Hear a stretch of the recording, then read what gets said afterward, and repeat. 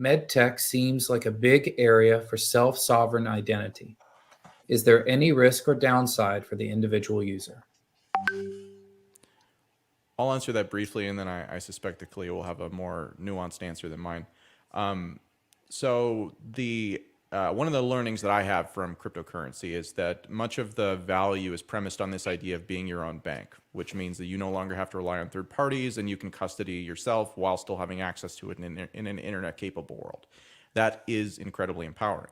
But it also comes with costs, and those costs are you are responsible.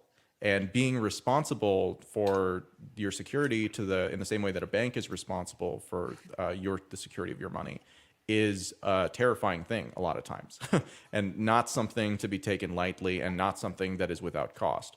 So that is also true whenever you're talking about decentralizing or disintermediating any of these different platforms, is that to the extent that you can do a good job of maintaining your credentials, you are probably better than whoever else would be maintaining your credentials, and it's entirely in your control. But to the extent that you're not okay with that, then it's your fault. And there's really very few people to blame, or more importantly, very few people who can help you in that circumstance.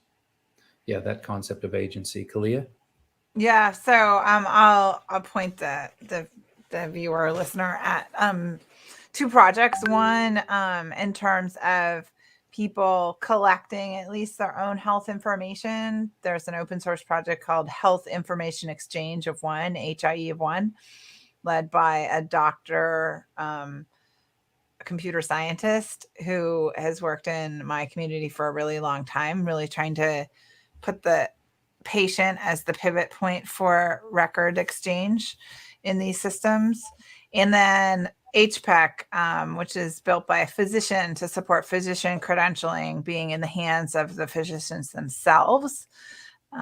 Leah Houston, who founded it as an emergency room physician and actually had her identity stolen by a hospital. So it's a big issue, is that doctor credentials are kind of the key to billing in the universe of healthcare, and they are valuable and are not always under the control of the physicians themselves. So she really wants to make a dent at that.